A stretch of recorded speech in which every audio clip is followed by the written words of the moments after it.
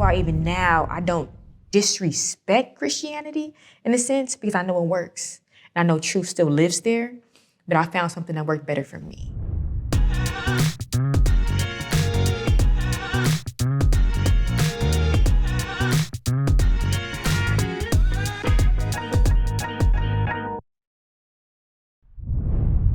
Hello and welcome to the Jude 3 Project's new series, From People to Person, sponsored by the Matthew 5-9 Fellowship. My name is Brandon Cleaver, and I serve as a Matthew 5-9 Outreach Manager. We're a group of pastors and Christian leaders shepherding our communities to live out the gospel and place our identities in Christ above partisanship and societal divisions. We support both pastors and Christian leaders with resources and training to grapple with the harmful divisions in the U.S. in hopes of building a future in which all human beings are treated as image bearers of God, regardless of earthly divisions.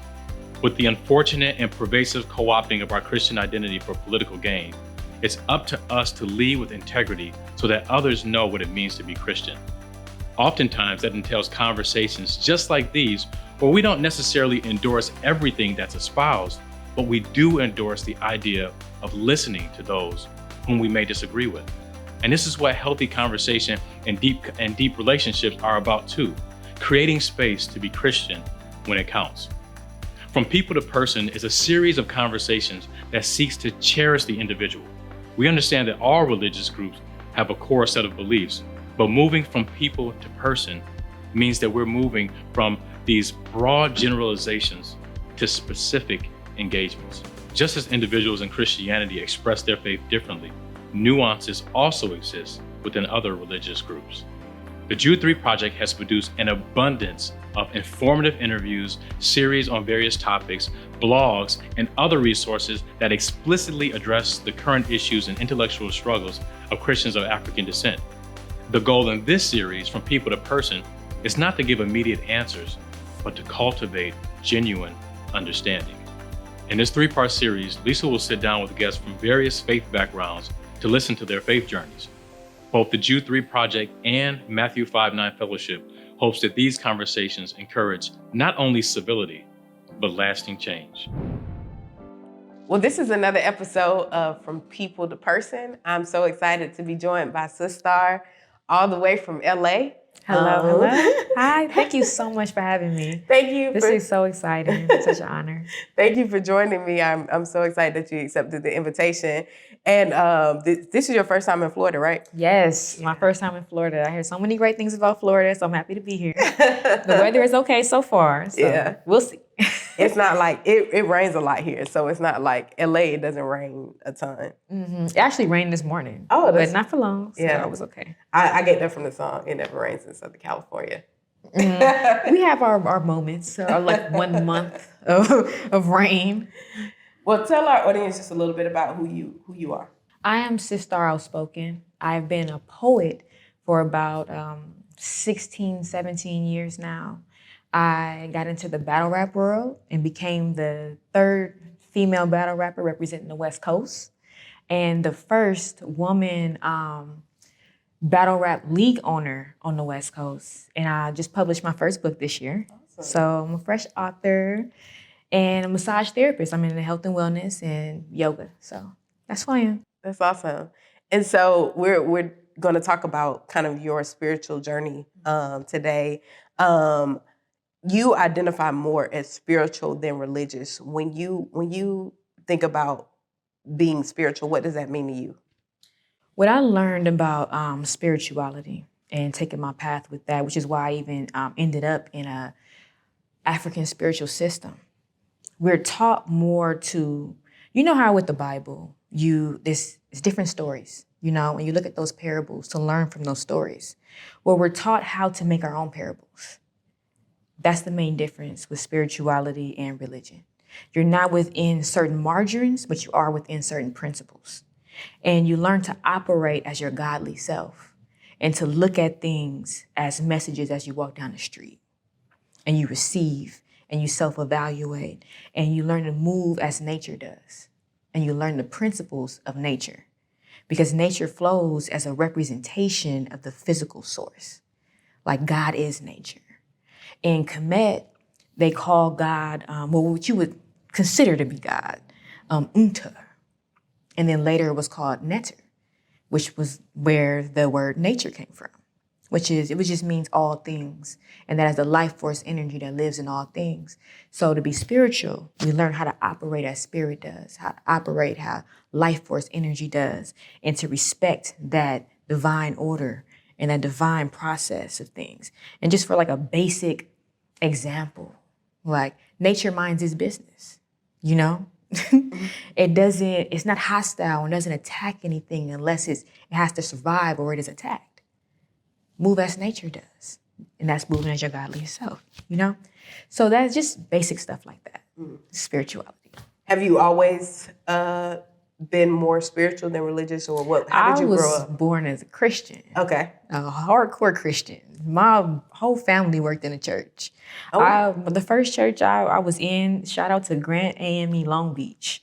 And my grandparents went to that church. My parents went to that church. I was in the choir, singing my little heart out. I was an usher. When we moved to Carson, and I was a stewardess. So I was very active in the church, and that's what I knew. That changed over the years because of the questions that I had. And questions, it was actually various reasons. It first started with the questions I had that couldn't be answered. You know, and it was the basic stuff. You know, why do these pictures look like this, but the Messiah is described like this in the Bible? Like, where's his hair of wool? Where's that olive skin? I don't see that in these pictures. Like, why are you showing us this? You know, and then his name, like that was a big thing because the letter J didn't even exist yet when Jesus supposedly was living.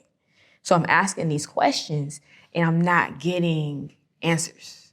I'm not getting appropriate answers. And then doing the research on my own, I was finding negative information, which maybe it wouldn't have been the highlight of my information if people can answer these questions. Because I'm looking for Jesus' name, and the first documented in history of Jesus' name, the name Jesus, was a slave ship that's still in a museum in Lubeck. And it's like, okay, how do I find this person? How do I get closer to this that I've been given since the beginning of time? You know? So they're not answering these questions. How did they respond when you asked the questions? Kind of turn the question into something else. You know, you take it to another direction. Even when I'm asking, we even talked about it in the battle. Well, I talked about it in the battle with street hymns. Genesis 1:26. He said, let us make man in our image. So I wanted to know, who is us? Who is our?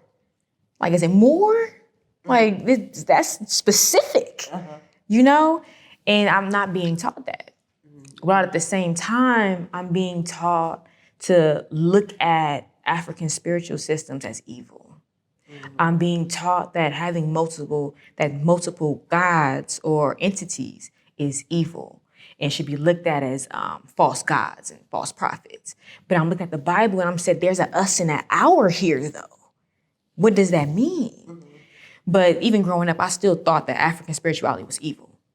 Like I had no understanding of it or interest in it at all. What happened was I started to transition from the church because I had an experience one day. I was, you do the altar call. And I was going through some things. And it was week to week. I was going up there and I was crying and I was praying. And the preacher said, if you come up here every week and you still crying, you're not doing what you're supposed to do in the rest of the week, right? And I'm like, no, he didn't. No, he did not just judge me like that without asking me what I'm going through. Like, I was, you don't know what I was going through at that time, you know? And it's like, I need to be a part of something where I don't feel judged, but that I can develop and I can grow and we can move as a village. It takes a village to raise a child. And I was told, I didn't even know that was an African proverb. Like, that's something that just I guess, passed on through Black people. We say that. And sometimes you don't know where you get stuff from. So when I first left the church, I was, trying to find myself and trying to figure out how I can still be close to what I knew God to be, outside of going every Sunday. And just because I was a girl in high school, I used to have my Bible in my backpack. Oh, wow. Even though I wasn't like what you consider like a good or goody two-shoes girl, but that was my foundation. And even though I was in the midst of a lot of things I'm maybe not so proud of now, but it got me through. It got me through. And that's why even now I don't disrespect Christianity in a sense, because I know it works. And I know truth still lives there, but I found something that worked better for me. But anyway, so in my first part of my transition, I didn't really know what path I wanted to take as far as how do I continue this relationship. And I didn't even know what it meant to be spiritual. First, I went to massage school, and they taught us about energy. They taught us about the body. And when you take anatomy and physiology class, you know there is a creator. Like, this is a beautiful, intricate design. How everything is connected, just like how nature is down to every molecule. It is perfectly integrated, and everything connects to everything. Mm-hmm. But a human body is the same way. And I'm like, this is amazing, right? But I learned about meditation and how that affects the brain. And I'm like, okay, Jesus used to meditate, so maybe I'm getting somewhere. like I'm doing something right. We're getting somewhere. And I understood how that helped me operate as my best self, how that helped me be of clarity, of understanding, of just dealing with my insides and my understanding of myself, and how I can directly connect with source. Without going through the next person or you need to feed me these lines or do this or that. This is my relationship. This is my understanding. Mm-hmm. And then, but I would still go visit sometimes, with my family, because my family was still involved in the church. So I would go support things that they did. And I still had people at the church that supported me, because I was still a poet. I was still doing stuff in the community, and I had those relationships. But what happened was my boyfriend was killed. Sorry to hear that. And during my grieving process, I ended up fasting by accident. And I ended up losing everything because I couldn't work.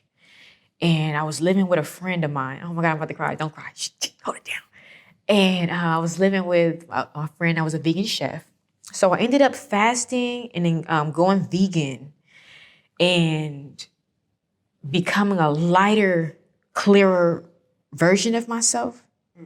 It was the strongest that I've ever felt in the weakest moments of my life. But it was the opening of me having spiritual experiences. I started to experience things that I couldn't talk about. I was seeing things. I was hearing things. I was having what in the spiritual communities are called visitation dreams, where the deceased come and they talk to you.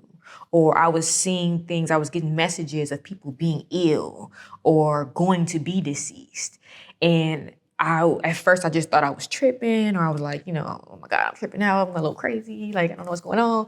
But then that person would be ill or somebody would die. And I'm like, oh my God, I could have helped them. Mm-hmm. So this is for real. And then when my boyfriend would visit me and he would tell me certain things, it would happen. So I'm like, okay, I'm really experiencing this. Like, I'm experiencing the spiritual realm. So I went back to church and I'm having conversations with people, like trying to understand my experiences.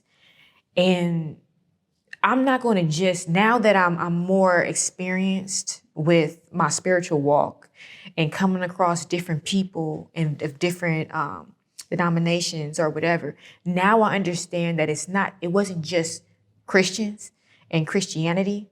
It's people who are not, because you can be spiritual and be Christian. You can be spiritual and be a Muslim. It's about tapping into your spiritual self and connecting with the spiritual realm. But when people are not experiencing certain things, they cannot talk to you. They cannot relate with you. It's mumbo jumbo. You're crazy. And I felt a rejection. in that way. And I was already experiencing that with my friends, So I was dealing with things that I couldn't talk about. So you went to the church when you started having experiences. What was the response of people at church? I mean, some people would tell me some stories in the Bible, but then kind of brush it off and say, but only certain people can experience those things. Like, you're just having dreams, or like, you're just, you're grieving, so you're going through something. Like, just kind of like brushing it off, and just like, it was almost like a, who do you think you are trying to act like you go? Like, what do you think you like, prophetic or something? Like, you got no powers. I'm just trying to make sense of it. Yeah, it's like, I'm not trying to be special. Like, this is just, what's up? Like, what's going on? Like, you talk to me. But it was like a kind of energy from the people that I even felt comfortable enough to even talk to about that stuff, So what happened was, one of my friends is a Black Panther. He invited me to a wellness event at Karas Unity Center for African Spiritual Science. And so I went. And no, actually, I missed it. I actually missed it. But I looked the place up and I was like, this looks different. Like, it looks pretty kind of cool. And something inside of me was just like, just go. Just go. And mind you, I didn't think anything, when I thought of Egypt, I didn't know anything about Kemet. I didn't know what that meant. I didn't know what that was. I knew what Egypt was. And I knew I had found out about some deities. I didn't even know they were called Unturus. I'm calling them gods and deities. So I'm like, I'm going to go check it out. The first day I went, it was a part of Women's Month. So the women were speaking. And it was a woman who, her background, she had a degree in psychology and the paranormal. And it was another woman that spoke, and she taught the Madu. That's the language of the people of Kemet, or what we know as Egypt. And she had different organizations working between here and Africa. And when she spoke and how she walked and in her whole essence, it was so strong and so powerful, but so graceful. And her every word vibrated, and I felt it like a bass in a car, but it wasn't deep. And I'm like, I want to be like that. Like, I want to be of that. Like, how can I make people feel like that? Just talking. And the other lady, when she was speaking, she normalized my experiences. So you found answers in that space that the church wasn't giving you. Yes. They were teaching about our ancestry and how you speak to the to spirits and how you communicate with the spiritual realm, and how people today are living in America, they're being diagnosed as schizophrenic or other types of diagnoses, when if we were in our original state, as our ancestors was, as soon as they start showing certain signs, they would be taken under the wing of either the Babalawo or the shamans or whoever, people who that's what they do. So they can learn with their sensitivities and learn how to control it and what's happening. So she really explained that. And then I joined they actually had a dream class that was taught by Nomad Winterhawk, rest in peace. And he was a Native American African, and he taught the difference. He taught the lineage between Africans and Native Americans, and then how the culture is very similar, the same, because it was migrated Africans that created the Native Americans, and then their spiritual understandings. And he helped me dissect my dreams, understand my dreams. And to this day, I still help people based on what he taught me, and just help them with their spiritual messages that they get in their dreams. Because that's one of our many gifts as humans. Like in some scientists that don't believe in spirit or don't believe in having a soul or things of that nature, they just look at this as just your imagination just running wild. It's your subconscious just flowing. But no, that's not the case. This is one of our many opportunities to receive messages from source. So right off the bat, I'm like, I'm at home. I feel normal here. We're having conversations and all of this stuff is normal. Like this is life. You know, we're multidimensional creatures. When we die, we don't die. Energy just transfers.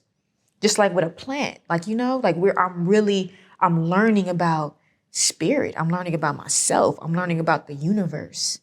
And the principles, the 7 principles of Ma'at, they teach you truth, justice, propriety, harmony, balance, reciprocity, and order.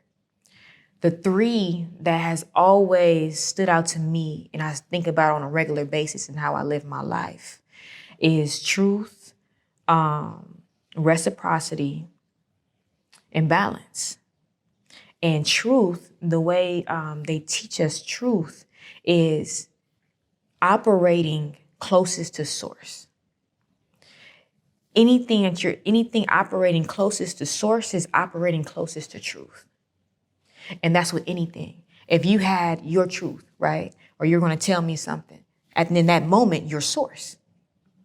So as it begins to go from person to person to person to person, it goes farthest away from source.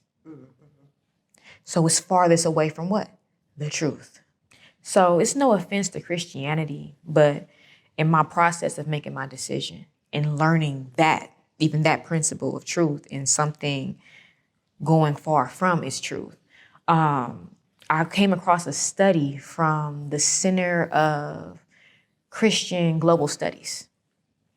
And in the United States alone, it was 200 versions of Christianity.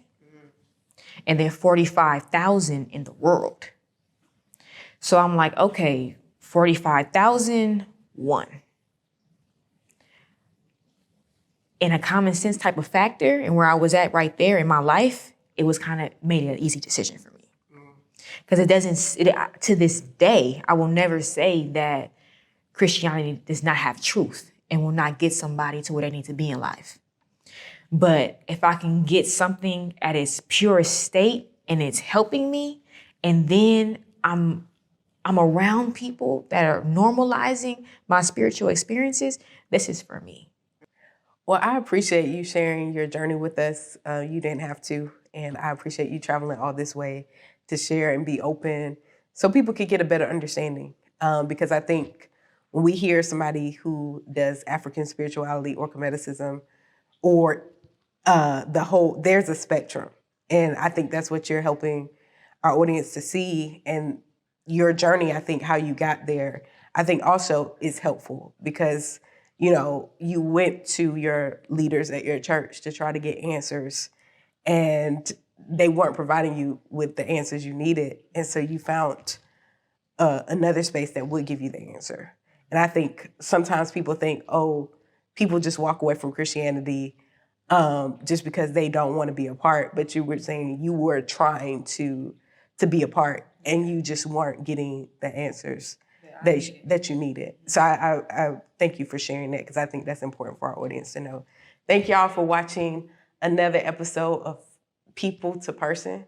I think this was a rich conversation. And I want you to have these conversations with people. When you encounter someone that believes differently than you, hear them out, hear their story.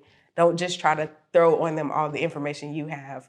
We want to have more conversations, less debates. We don't want to talk about people, but we want to talk to them. So I hope this models something for you that you could do. Grace and peace and God bless.